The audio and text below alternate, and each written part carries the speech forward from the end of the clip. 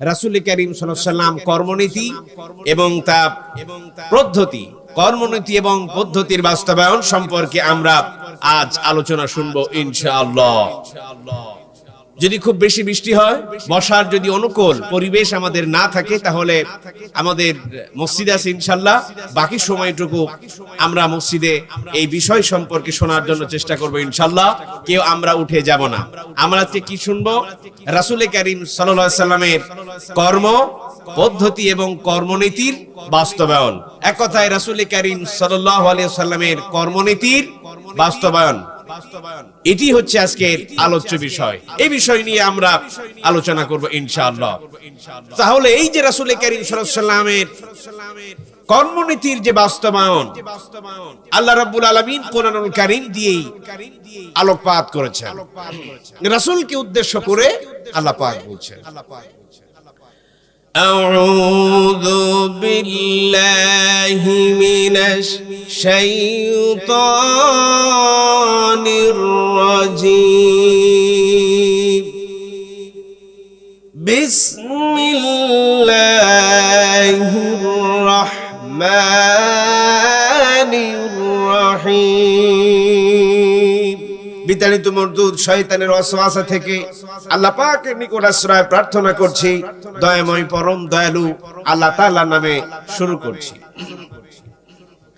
হুয়াল্লাযী আরসালা রাসূলাহু বিল হুদা ওয়া দীনিল হক লিইয়ুযহিরাহু আলা দীনি কুল্লি।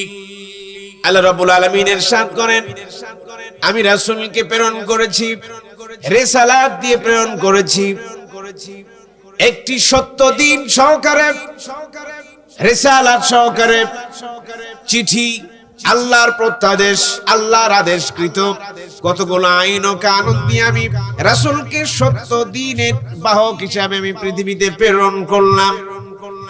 রাসূলকে যখন জানানো হলো, ইয়া আইয়ুহার রাসূলু বাল্লিগ মা উনজিলা ইলাইক, হে রাসূল, আপনার প্রতি যে অত্যাদেশ, যে ওহী নাজিল করা হলো তা মানুষদেরকে জানিয়ে দাও, মানুষদের কাছে পৌঁছিয়ে দাও।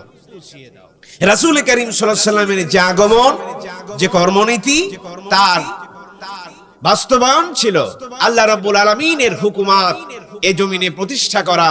তিনি যে বার্তা রাসূলের প্রতি পাঠিয়েছিলেন, সেই বার্তাটা পৃথিবীতে বাস্তবায়ন করার জন্যই রাসূল কারীম সাল্লাল্লাহু আলাইহি ওয়াসাল্লামকে তাগীদ করা হয়েছে। রাসূল কারীম সাল্লাল্লাহু আলাইহি ওয়াসাল্লাম যখন এই বার্তাটা দিলেন, তখন বিশ্বের অবস্থাটা কি ছিল? বিশ্বের অবস্থা ছিল অত্যন্ত খারাপ, যেটাকে বলা হয় জাহিলিয়াতের যুগ। আইয়ামে জাহিলিয়াত বলা হয়েছে ইতিহাসের পাতায়, সেই যুগকে বলা হয়েছে আইয়ামে জাহিলিয়াত। ইয়াউমুনের বহু বচন হচ্ছে আইয়াম, আর জুলুম থেকে জুলুমাত। আইয়ামে জাহিলিয়া মানে অন্ধকারের যুগ, যে সময় মানুষের সংস্কৃতি বলতে কিছু ছিল না, যেই সময় মানুষের বিচার বলতে কিছু ছিল না, যেই সময় মানুষের ধর্ম বলতে কিচ্ছু ছিল না। মানুষেরা উলঙ্গ অবস্থায় কাবা ঘর তাওয়াফ করত। না ছিল নারীর কোনো সম্মান, না ছিল এতিমের কোনো সম্মান, না ছিল কোনো মানবতা। মানুষেরা অন্ধকারের মধ্যে নিমজ্জিত ছিল। সেই অন্ধকারের হাত থেকে উদ্ধার করতে রাসূল কারীম সাল্লাল্লাহু আলাইহি ওয়াসাল্লামের আগমন ঘটল। আল্লাহ রাব্বুল আলামিন রাসূলকে ডেকে বললেন, ইয়া রাসূলুল্লাহি, ইয়া হাবিবাল্লাহ, আপনার প্রতি আমি নাজিল করলাম কিতাবুন আনজালনাহু ইলাইকা লিতুখরিজান নাসা মিনাজ যুলুমাতি ইলান নূর। কিতাবুন আনজালনা, আপনার প্রতি কিতাব নাজিল করা হলো লিতুখরিজান নাস, মানুষদেরকে যেন বের করে আনেন, মিনাজ জুলুমাতি ইলান নূর, অন্ধকার থেকে মানুষদেরকে যেন আলোর পথ আপনি দেখান, সেজন্য আপনার প্রতি কিতাব নাজিল করা হলো। সুবহানাল্লাহ। কি দিয়া মানুষকে অন্ধকার দূর করবেন? কোরআন দিয়া। কি দিয়া? কোরআন দিয়া।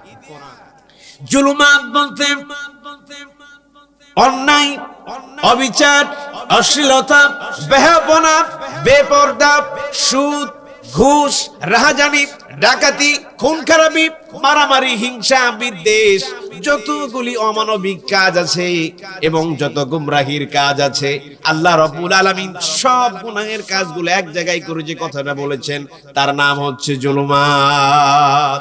সেই জুলুমাতকে যদি অন্ধকার থেকে সেই বের করে আনতে হয়, তো তাহলে আল্লাহর কিতাবের বিপরীত আর কোন পন্থা আমরা খুঁজে পাই না। আর কোন মত, কোন পথে শান্তি আসতে পারে না। জুলুম থেকে উদ্ধার করে মানুষদেরকে আলোর দিকে যদি নিয়ে আসতে হয়, কোরআন ব্যতীত আর কোন পথ আল্লাহ পাক আমাদেরকে বলে দেয়নি। সেই জাহিলিয়াতের যুগে মানুষেরা তাদের ধর্ম বলতে কিচ্ছু ছিল না। তাদের ধর্ম ছিল অগ্নি পূজা, ধর্ম ছিল গাছ গাছালি। তারা ধর্ম হিসেবে ইবাদত করত নানা খোদার। সূর্য যেমন খোদা, চন্দ্র খোদা, আগুন খোদা, গাছ খোদা, পাহাড় খোদা এবং বিভিন্ন ক্ষমতাসীন মানুষেরা খোদায় পরিণত হয়েছিল। সেই জায়গায় দাঁড়িয়ে সমস্ত পৌত্তলিক, সমস্ত মানব রচিত ধ্যান ধারণা চিন্তা চেতনাকে উপড়ে ফেলে রাসূল করিম সাল্লাল্লাহু আলাইহি ওয়াসাল্লাম তাওহীদকে প্রতিষ্ঠা করলেন, তাওহীদকে গেড়ে দিলেন আর বললেন, ومن يبتغي غير الإسلام دينا فلن يقبل منه। ইসলাম ব্যতীত যদি কোন অন্য ধর্ম তুমি গ্রহণ করো, তোমার কোন ধর্ম গ্রহণ করা হবে না। শুধুমাত্র কেবলমাত্র ইসলাম ব্যতীত অন্য কোন ধর্ম গ্রহণ করা হবে না। আল্লাহ রাব্বুল আলামিন রাসূলকে শেষ আয়াত দিয়ে জানিয়ে দিলেন, আল ইয়াউমা আকমালতু লাকুম দীনাকুম ওয়া আতমামতু আলাইকুম নি'মাতি ওয়া রাদিতু লাকুমুল ইসলাম দীনা। দিন আজ পরিপূর্ণ হলো, নতুন হবে না, পুরনো হবে না। দিন কখনো বাদ যাবে না, কোন আয়াত বাদ আর হবে না, আবার সংযোজন হবে না, বিয়োজন হবে না। আল্লাহ রাব্বুল আলামিন যেভাবে কোরআনটাকে নাজিল করলেন, কিয়ামত পর্যন্ত কোরআন সেভাবে থাকবে হুবহু। আজ পর্যন্ত কোরআনের একটি হরফ নুকতা এদিক ওদিক হবে না। তার মানে হলো সমাজনীতি থেকে শুরু করে, রান্নাঘর থেকে শুরু করে সংসদ ভবন পর্যন্ত তোমার যা কিছু দরকার, সমাধানের যোগ্য যা কিছু দরকার, আজ পূর্ণতা পেয়ে গেল। Islam is the code of life. তোমার জীবন পরিচালনার জন্য আপাতমস্তকে যা যা তোমার প্রয়োজন, আল্লাহ রাব্বুল আলামিন সব কিছু তিনি মিটিয়ে দিলেন আর বললেন, আজ তোমার ইসলাম দিনকে পরিপূর্ণ করে দিলাম। নতুন হবে না, আর সংযোজন বিয়োজন হবে না। কোন খোদার কথা এর মধ্যে প্রবেশ করবে না, আর কোন কথাকে উজ্জ্ব করা হবে না। যেমন কোরআন পেয়েছি আজ পর্যন্ত হুবহু সেই কোরআন আমরা এখনো পর্যন্ত পঠিত। মহান আল্লাহ রাব্বুল আলামিন যে রাসূলকে তিনি পাঠিয়েছিলেন, সেই মুহূর্তটা ছিল খুবই একটি রহমতের। রাসূল করিম সাল্লাল্লাহু আলাইহি ওয়াসাল্লাম তিনি দুনিয়ায় আসলেন, আগেই তিনি পিতাকে হারালেন। 6 বছর বয়সে তিনি মাকে হারালেন, পিতা মাতাকে হারিয়ে এতিম হয়ে গেলেন। মানুষেরা বলতে লাগলো, মুহাম্মদকে ছাড়া আল্লাহ রাব্বুল আলামিন রাসূলকে আর রাসূল হিসেবে গণ্য করার মতো আর কেউ তেমন কি কাউকে পাই নাই। যার বাবা নাই, যার মা নাই, সমাজে অস্তিত্ব বলতে তেমন কিছু নাই। এই রকম একটি লোককে আল্লাহ রাব্বুল আলামিন নবুয়তের দায়িত্ব দিলেন, নবী হিসেবে দিলেন। এই ব্যক্তি ছাড়া অন্য কোন ধনী অথবা দক্ষশীল ব্যক্তিকে দিলেই আল্লাহ রাব্বুল আলামিন পারতেন। আল্লাহ রাব্বুল আলামিনের মনোনীত নবী পৃথিবীতে আসলেন। যেই গাছে খেজুর ধরতো না, গাছে খেজুর বেড়ে গেল। যে গরুতে দুধ দিত না তার স্তনে দুধ আসলো, যেই কুয়াতে পানি ছিল না কুয়াতে পানি বেড়ে গেল। আল্লাহ রাব্বুল আলামিন ঘোষণা করলেন, ওয়ামা আরসালনাকা ইল্লা রাহমাতাল লিল আলামিন। রাসূলকে আমি রহমত করে পৃথিবীতে প্রেরণ করলাম, সেই রাসূলের পথ ধরো, তোমরা শান্তি পাবে, তোমরা শান্তি পাবে, তোমরা শান্তি পাবে। আল্লাহ রাব্বুল আলামিন যেন সেই রাসূলের আদর্শকে গ্রহণ করে পথ চলার তৌফিক দান করুক। আমরা সকলেই বলছি আল্লাহুম্মা আমিন। আমরা একটু জিকির করি সুবহানাল্লাহ আলহামদুলিল্লাহ, সকলেই সুবহানাল্লাহ।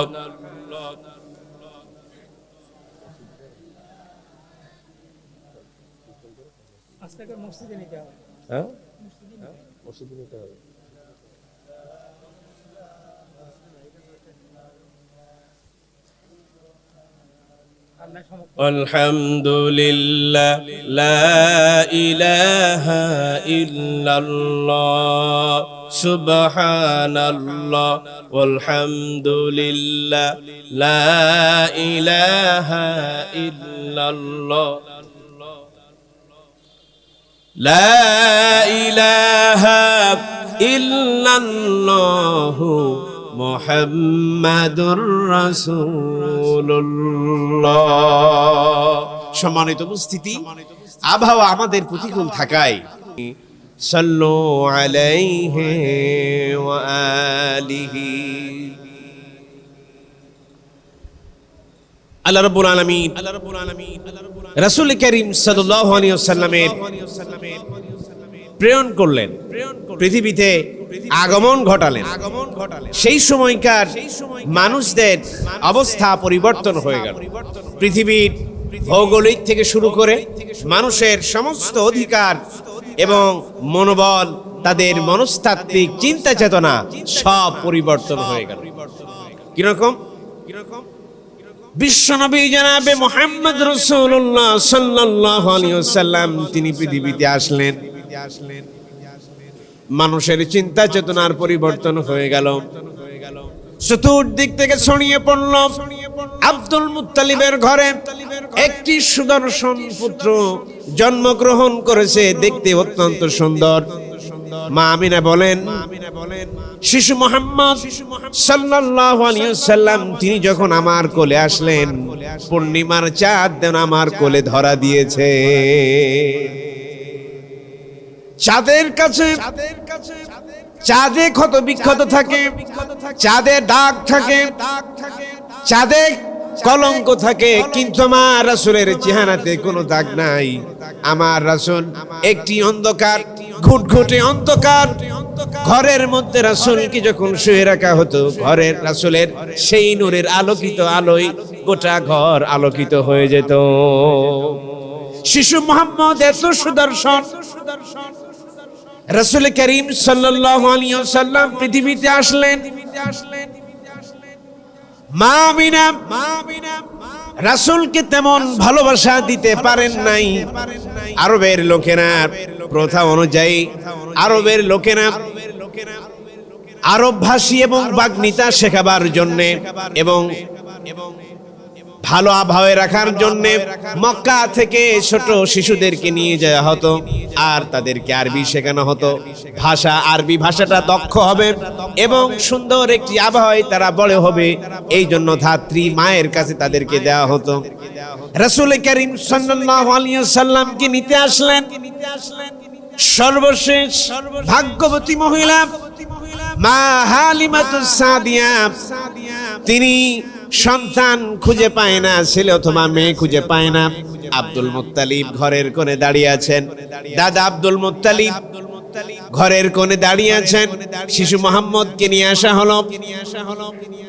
হযরত আব্দুল মুত্তালিব তিনি শিশু মুহাম্মদকে নাম রাখলেন মুহাম্মদ, প্রশংসিত। সবাই বলে উঠল, এমন নাম আমরা আর কখনো শুনি নাই। আব্দুল মুত্তালিব তাকে নাম রাখলেন। মা আমিনা বলেন, আমি যখন আমার পেটে শিশু মুহাম্মদ সাল্লাল্লাহু আলাইহি সাল্লাম যখন আমার পেটে ছিলেন, আমি স্বপ্ন দেখে দিছি আমার সন্তানের নাম রাখছি আহমদ, আহমদ অথবা মুহাম্মদ। উত্তম প্রশংসাকারী, সব থেকে বেশি প্রশংসাকারী এবং প্রশংসা পাওয়ার যোগ্য মুহাম্মদ নাম রাখলেন। ধাত্রীমা আসলেন, মা হালিমাতুস সাদিয়া, তাকে নিয়ে যাওয়া হলো, মদিনার দিকে নিয়ে যাওয়া হলো। হালিমাতুস সাদিয়া তিনি বললেন, আমার গাধাটি ছিল অত্যন্ত দুর্বল, যেই না রাসূল আমার গাধার পিঠে সওয়ার হয়েছে, গাধার শক্তিশালী হয়ে যেই গাধাটি সবার শেষে এসেছিল, এখন সেই গাধাটি দৌড়ে সবার আগে বাড়ি চলে যায়। মা হালিমাতুস সাদিয়া তিনি বলেন, আমি লক্ষ্য করে দেখলাম যে বকরির স্তনে দুধ ছিল না, আমার কুয়ায় তেমন পানি ছিল না, আমার কাছে তেমন খেজুর ছিল না। রাসূল হেঁটে যাচ্ছেন, রাসূল গাধার উপরে সবার হয়ে যাচ্ছেন, এক খণ্ড মেঘ এসে রাসূলকে ছায়া দিচ্ছে। শিশু মুহাম্মদ যখন পৃথিবীতে এলেন, এভাবে মানুষের চিন্তা চেতনা তাদের দেখা পরিবর্তন হয়ে গেল। আল্লাহ রাব্বুল আলামিন তাকে জানিয়ে দিলেন, হে দুনিয়াবাসী, এমন এক মহামানবের সন্ধান তোমরা পেলে, যেই মহামানব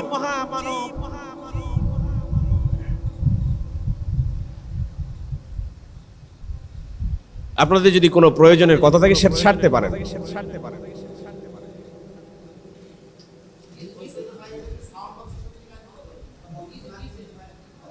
একটু জিকির করেন, সুবহানাল্লাহ, আল্লাহু মুহাম্মাদুর রাসূলুল্লাহ সাল্লাল্লাহু আলাইহি ওয়াসাল্লাম। শিশু মুহাম্মদ পৃথিবীতে আসলেন, পৃথিবীর রূপ চেঞ্জ হয়ে গেল, পৃথিবীর রং চেঞ্জ হয়ে গেল, পৃথিবীর আবহাওয়া চেঞ্জ হয়ে গেল, পৃথিবীর মানুষ যেন এক নির্ঝর সুন্দর সাবলীল সুশীল একটি বাতাস অনুভব করতে লাগলো। শিশু মুহাম্মদ সাল্লাল্লাহু আলাইহি ওয়াসাল্লাম মা হালিমার ঘরে আছেন। তিনি এত অধিকার আদায়ের ব্যাপারে এত সচেতন। রাসূল করিম সাল্লাল্লাহু আলাইহি ওয়াসাল্লাম ছোটবেলা থেকে তিনি খুবই লজ্জিত ছিলেন। সতর খুলে যায়। রাসূল করিম সাল্লাল্লাহু আলাইহি ওয়াসাল্লামের নিজের লজ্জা স্থান কোনোদিন কেউ দেখতে পারে নাই। রাসূল এত লজ্জা ছিলেন, এত লজ্জাবতী ছিলেন।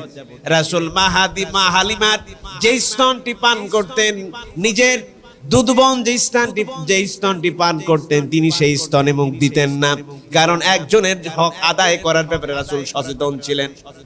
আমি যদি তার দুধটাকে যদি আমি খেয়ে নিই বা আমি যদি সেবন করে নিই, তাহলে আমার মন তো কষ্ট পাবে। এই জন্য তিনি একটি দুধের একটি স্তনে তিনি খেতেন, আর অপরজনের জন্য তিনি রাখতেন।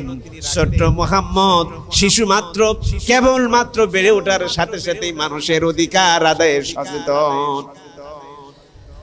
সমস্ত উম্মতি মুহাম্মাদীকে চোখে আঙুল দিয়ে শিক্ষা দিচ্ছেন, শোনো, রাসূলের কর্মে থাকবে, অধিকার আদায়ের ব্যাপারে গোটা উম্মত তোমরা সচেতন থাকবে, কার অধিকার তোমরা হরণ করবে না। যেমন রাসূলকে যদি বলা হয়, ইয়া রাসূলুল্লাহি, ইয়া হাবিবাল্লাহ, আমি তো ইতিম মানুষ, আমার ব্যাপারে আপনি কি বলবেন? আমার ব্যাপারে আপনি কি বলবেন? আমার অধিকার সম্পর্কে আপনি কি বলবেন? রাসূলকে নির্দিষ্ট করে বলা হলো, ইয়া রাসূলুল্লাহ, ইয়া হাবিবাল্লাহ, আপনি এতিমের ব্যাপারে কখনো চড়াও হবেন না। এতিমের হক আদায় করবেন, এতিমের সহিত ভালো আচরণ করবেন, এতিমের হক ফিরিয়ে দিবেন, মানবতার সেবা করবেন।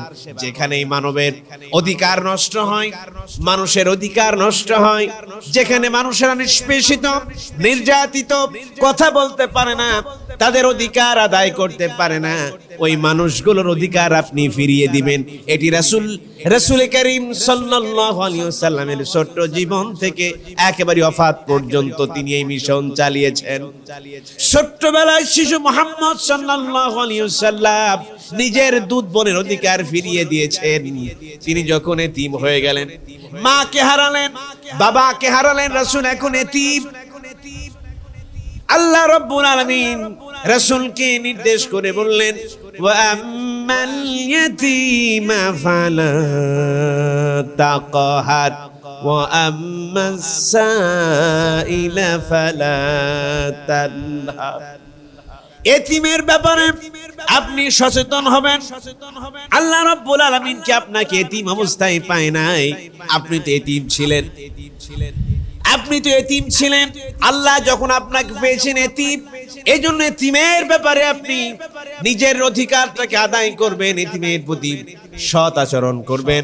যারা সায়েল, যারা অভাবগ্রস্ত, যারা ঋণগ্রস্ত, সমাজে যাদের বৈষম্য করা হয়, সমাজে যারা অভিজাত্য নয়, অভিজাত্য বলতে কিছুই নাই, সমাজে যাদের অস্তিত্ব বলতে তেমন কিছু নাই, তাদের ব্যাপারে আপনি কখনো ধমক দিবেন না, তাদের সাথে লোলুতা আচরণ করবেন না, তাদের প্রতি আপনি সদয় হবেন।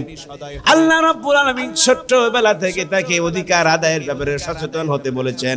এই জন্য দুনিয়ার মানব মণ্ডলী যেখানে মানুষের অধিকার নষ্ট হচ্ছে, যেখানে মানুষের অধিকার ভুলণ্ঠিত হচ্ছে, সেই জায়গায় যদি আপনি উম্মতিদেরকে দেখতে পারেন না, মোড়লকে দেখতে পারেন না, মুন্সি, মসজিদ নিয়ে মারামারি, ঈদগাহ নিয়ে মারামারি, কবরস্থান নিয়ে মারামারি আছে না নাই? সে যেমন ছিল রাসূল কারীম সাল্লাল্লাহু আলাইহি ওয়াসাল্লাম দেখলেন গোত্রে গোত্রে মারামারি। এই মারামারি কারো চলছে 40 বছর, কারো চললে 30 বছর, কারোর 20 বছর। জোরজার মূল্য তার এই সমাজটাকে একটি সুশৃঙ্খল সমাজে যদি নিয়ে আনতে হয়, তিনি একটি সংগঠন গড়লেন যার নাম হচ্ছে হিলফুল ফুজুল। যুবকদেরকে তিনি একত্রিত করলেন, এই যুবকদেরকে তিনি একত্রিত করলেন, একটি সংগঠন তৈরি করলেন আর বললেন গোত্রে গোত্রে আর মারামারি করা যাবে না, আপনারা মারামারি করবেন না, আসুন সন্ধিতে আসুন, যাতে করে শান্তি প্রতিষ্ঠা হয়, সমাজে সবাই মিলেমিশে আমরা থাকি, বসবাস করি। সেই শান্তি প্রতিষ্ঠার জন্য রাসূল তৈরি করলেন হিলফুল ফুজুল। সেখানে অবদান রাখলেন যুবকেরা। আজকে যেই মাহফিলটা করেছেন আমার যুবক ভাইয়ের আমি দেখেছি কয়দিন ধরে কতগুলো যুবক সমানে খাটতেছেন, দিন রাত পরিশ্রম করে চলেছেন। যেই সময় তাদেরকে থাকার কথা ছিল নারীকে নিয়ে, সুন্দরী ফুটফুটি নারীকে নিয়ে, তারা যখন মত্ত থাকার কথা ছিল, কিন্তু সেই জায়গা থেকে বেরিয়ে এসে কোরআনের মাহফিল হবে, সিরাতের মাহফিল হবে, রাসূলের জীবনী মানুষেরা শুনবে, রাসূলের কর্মনীতি সম্পর্কে মানুষেরা শুনে শুনে নিজেদের জীবন ইসলাহি করবে, সংশোধন করবে, সেই নিয়েতেই আপনাদেরকে হাজির করেছেন। কথা বলেন ঠিক কিনা? সেই যুবকদেরকে জন্য আল্লাহ রাব্বুল আলামিনের জন্য দোয়া করি, আল্লাহ রাব্বুল আলামিন যেন তাদের উমরের সাথে কবুল করুক, আল্লাহুম্মা আমিন। মহান আল্লাহ রাব্বুল আলামিন তাদেরকে যেন কবুল করুক, আল্লাহুম্মা আমিন। সেই যুবকদেরকে মহান আল্লাহ রাব্বুল আলামিন যেন শরীয়তুল্লাহর সাথে শরীয়তুল্লাহর মতো তৈরি করুক, আমরা সকলে বলছি আল্লাহুম্মা আমিন। সেই যুবকদেরকে সালাউদ্দিন আইয়ুবের মতো তৈরি করুক, আমরা সকলে বলছি আল্লাহুম্মা আমিন। সেই যুবকদেরকে যেন ওমরের মতো, আলীর মতো, উসমানের মতো, আবু বকর রাদিয়াল্লাহু তাআলা আলাইহি আজমাইনদের মতো কবুল করুক, আমরা সকলে বলছি আল্লাহুম্মা আমিন। রাসূল কারীম সাল্লাল্লাহু আলাইহি ওয়াসাল্লাম এই জন্য যুবকদেরকে খুব ভালোবাসতেন, যুবকদেরকে এগিয়ে আসার ব্যাপারে তিনি উদ্বুদ্ধ করতেন। এজন্য রাসূল কারীম সাল্লাল্লাহু আলাইহি ওয়াসাল্লামের কর্মনীতির পদ্ধতিতে, সমাজ সংস্কারের প্রথম পদ্ধতিতে যারা যুবক, তাদেরকে ভালো কাজের দিকে এগিয়ে আসতে হবে ইনশাআল্লাহ, এগিয়ে আসতে হবে ইনশাআল্লাহ। এজন্য বাংলাদেশ যুব কাফেলার একটি সংগঠন আছে, আপনারা জানেন, বাংলাদেশ ইসলামী ছাত্র শিবির। আপনারা জানেন না ইনশাআল্লাহ? জানেন তো, নামটি শুনেছেন? কি করে? রকঘাটে, রকঘাটে। তাহলে কি করে? শ্বশুরের মেয়েকে নিয়ে উদাও হয়, উন্না ধরে টানাটানি করে, মদের আড্ডায় পড়ে থাকে, পার্কে পড়ে থাকে, অস্ত্র গোলা বারুদ দিয়ে মানুষকে ধ্বংস করে দেয়, দিনে দুপুরে 4 স্কুল হাতে করে মানুষকে কোপায়। তাদের কি করে? যুবকগুলো আপনি দেখবেন টাকনুর উপরে প্যান্ট, 5 ওয়াক্ত সালাত। যদি কোন নারীর সাথে কথা বলেছেন, আপনার সাথীপদ বাতিল হবে। আপনার মতো লোক শিবিরের দরকার নাই। 5 ওয়াক্ত সালাত পড়েছো কিনা? প্রতিদিন 7 থেকে 10 ঘন্টা লেখাপড়া করেছো কিনা? তুমি মেধাবী কিনা? তুমি চরিত্রবান কিনা? আল্লাহ রাব্বুল আলামিনের কোরআন থেকে বেছে বেছে নিয়ে বাংলাদেশ ছাত্র শিবির আপনাদের সন্তানগুলোকে সখী সন্তান হিসেবে তৈরি করার জন্য আপনাদের দাঁড়ে দাঁড়ে যায়। আর আপনাদের কি করি? ওদেরকে বলা হয় ওরা শিবির, ওরা রক কাটে। আজ পর্যন্ত কোন শিবিরকে চোখের সামনে রক কাটতে দেখেছেন? শুধু কানেই শুনেছেন, কথা ঠিক কিনা? এই জন্য যদি সন্তান হয় শিবিরে দিয়া দেন, কোনদিন ওই সন্তান নিয়ে আপনার টেনশন করা লাগবে না, লাগবে না, লাগবে না। আমাদের কাছে এসে বলে, ভাই ইমাম সাহেব, মৌলভী সাহেব, আমার সন্তানের জন্য দোয়া করুন, আমার সন্তান তো গাঁজা খায়, আমার সন্তান